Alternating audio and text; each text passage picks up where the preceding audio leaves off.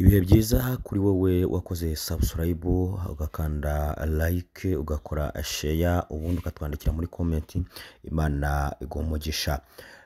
Reka dukomeze tubane mu makuru tugiye kubagezaho azindutse avugwa mu bice bitandukanye hirya no hino. Reka duhere muri Repubulika Iharanira Demokarasi ya Kongo turebe ibiri kuhavugwa ko M23 yabigeze mu birometero bisaga 80 yerekeza mu mujyi wa Uvira. Reka kandi dusimbukire mu Burundi mu ishyamba rya Kibirira. Ingabo z'abarundi teze murambushi ingabo za FN.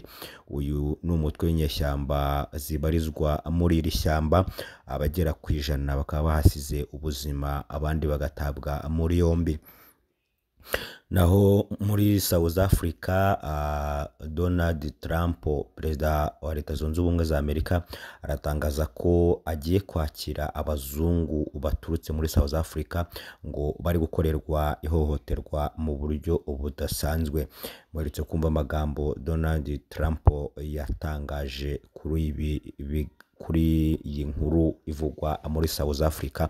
Ujye kure inyakiramajwi zawe unyemerere tubane 5 kuri 5 amakuru nandi yose ari kuvugwa hirya no hino. Reka tuze tuyazingure 5 kuri 5. Reka tugushimire wowe ukomeje kubana natwe mu buryo budasanzwe, ukemera kugumana natwe kuri channel yacu Sahel TV.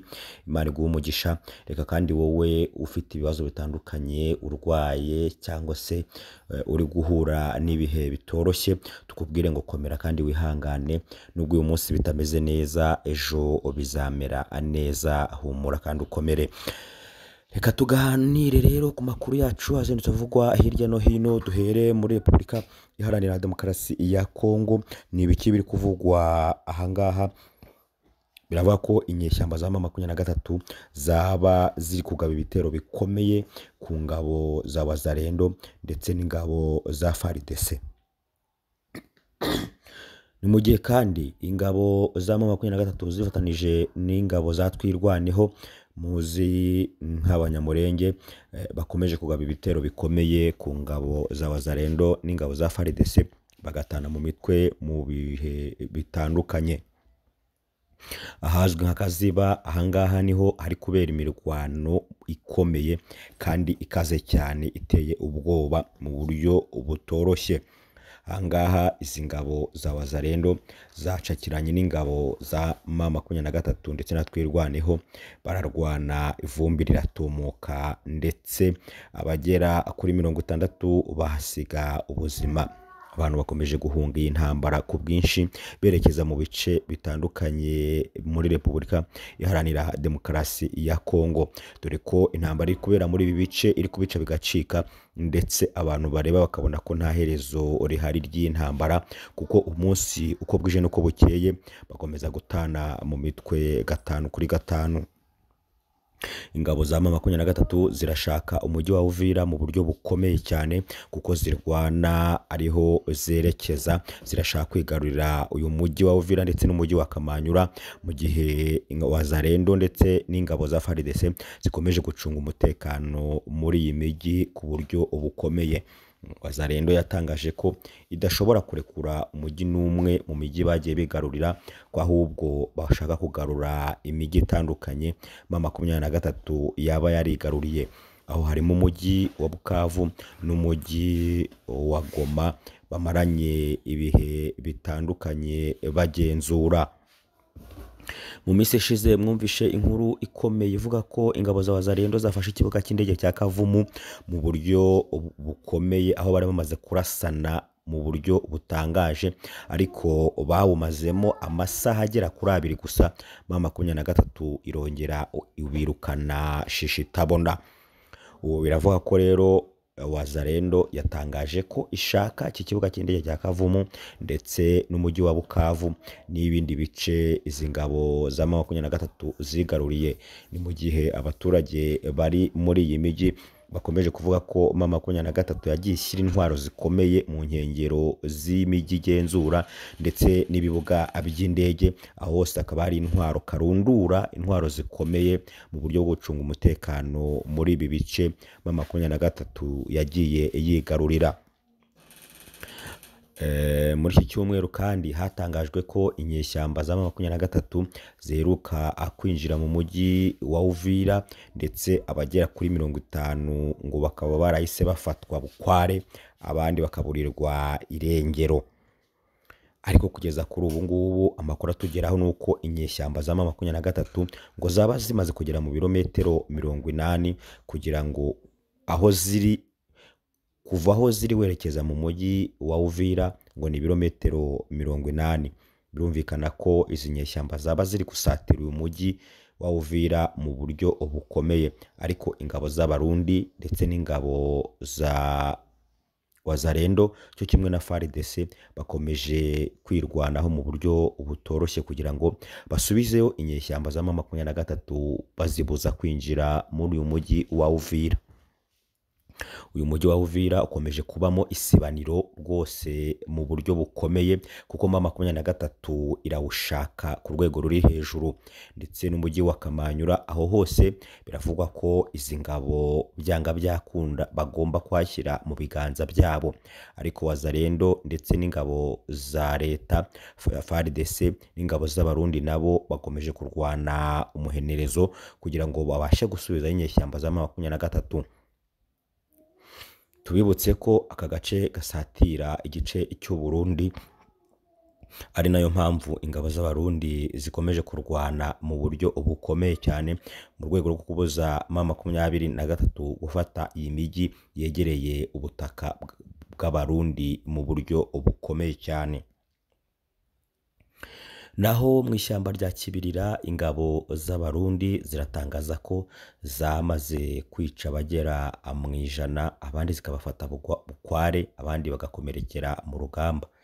Ni mu bitero ingabo z'Abarundi zitangaza ko zagabye ku ngabo za FNL, inyeshyamba zibarizwa muri iri shyamba rya Kibirira.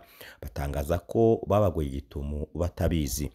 Bagize bati twebwe twateze ambushi mu masaha y'ijoro tugaba ibitero bikomeye kuri ibi birindiro bya FNL, ntago bari bazi ko turi bubagabeho igitero, hanyuma twicamo abagera mu 100, abandi bagera kuri 30 barakomereka, abandi tubafata bukware. Bakavuga ko ku ruhande rwabo abagera kuri 3 bo bahasize nabo ubuzima. Baravuga ko ari mu gitero karundura rero bagabye muri iri shyamba, hanyuma bagakorayo udutendo dutandukanye. Ubu rero bikabivugwa ko ngo bakomeje kurebana y'ingwe n'izi nyashyamba za FNL mu buryo bukomeye cyane, ngo bagiye kujya barasana n'intambara ikabica bigacika muri iri shyamba rya Kibirira. Reka dusimbukire mu gace ka Goma, naho hari kuvugwa ko n'ubundi Wazalendo iri aho hafi. Amakuru ava mu mujyi wa Goma aravuga ko n'ubundi M23 iryamiye amajanja mu gihe ikomeje kwitegura ko n'ubundi izi ngabo za FARDC cyo kimwe n'ingabo za Wazalendo isaha ku isaha imirwano yakubura hafi y'umujyi wa Goma. Bakomeje kugenda bacunga umutekano mu bice bitandukanye hirya no hino mu rwego rwo kugira ngo babashe kwirwanaho. Reka dusimbukire kandi ahazwi nko muri South Africa naho haravugwa ko abaturage b'abazungu bakomeje gukorerwa ihohoterwa mu buryo bukomeye n'abaturage ba South Africa babirabura. Ibi Donald Trump aherutse kubitangaza avuga ko bibabaje cyane mu gihe abazungu baba bari gukorerwa irondaruhu muri kano gace ka South Africa, ko byaba ari ibintu bidasanzwe kandi bitari byiza.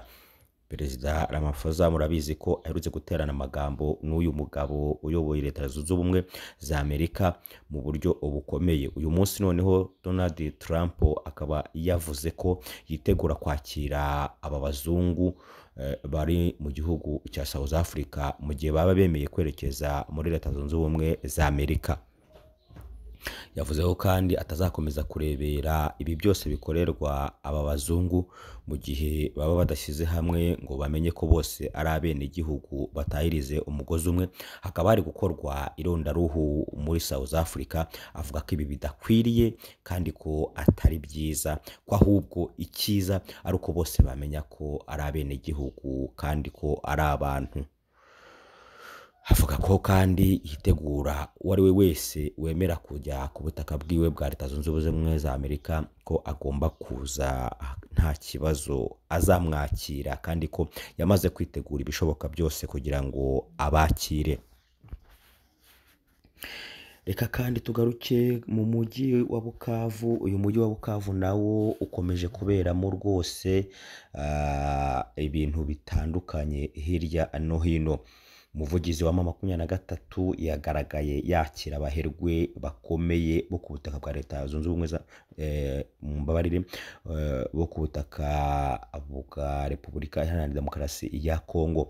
Abagwizatunga bagaragaye bari kumwe n'uyu muvugizi wa M23, uwo nta wundi ni Lawrence Kanyuka, rwose bari muri sale aho yabagezagaho ikiganiro, hanyuma agenda ababwira bimwe mu bigize imigabo n'imigambi kuri M23.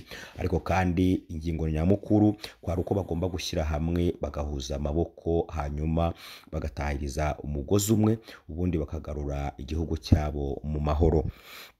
Avuga ko kandi uko byagenda kose ubutaka bwa Repubulika Iharanira Demokarasi ya Kongo bagomba kwishyira bakizana bakabona amahoro arambye kuri ubu butaka. Bagaragaye bari gusangira, barya, bananywa kandi banezerewe, bishimye mu rwego rukomeye cyane. Ibi rero ukavuga ko byabereye mu mujyi wa Bukavu, byari ibirori bidasanzwe, aho rwose byagaragaraga ko aba baherwe bafite akanyamuneza ku mutima kandi bakomeje kwishimira ingabo za M23. Ni mu gihe izi ngabo za M23 zagiye zigaragara hirya no hino ziri gukora ibikorwa remezo harimo n'imihanda, mu gihe mwabonaga ko imashini zikora imihanda rwose zagendaga zikora imihanda hirya no hino. Ibi bikorwa rero abaturage bo ku butaka bwa Repubulika Iharanira Demokarasi ya Kongo bikaba byaratumye bishimira izi nyeshyamba za M23, bavuga ko rwose ziri gukora ibyo bifuza kandi bashaka, baharaniye kuva kera ariko ntibabibone. Kuri ubu rero baranezerewe cyane bitewe n'ibyo bari kubona. Barabona ko M23 ifite gahunda yo kuzabageza ku byiza birimo n'iterambere kandi irirambye.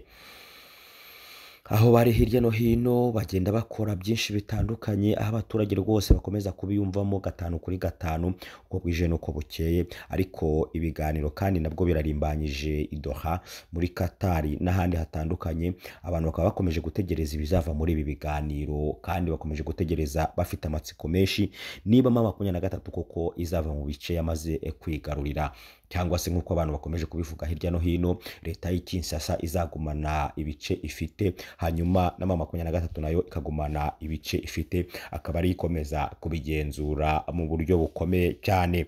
Ariko Wazalendo nayo yavuze ko itazihanganira ibyo ngibyo byose biri kuvugwa, ko ahubwo igomba kwambura M23 ibice byose yagiye yigarurira ikabishyira mu biganza byayo.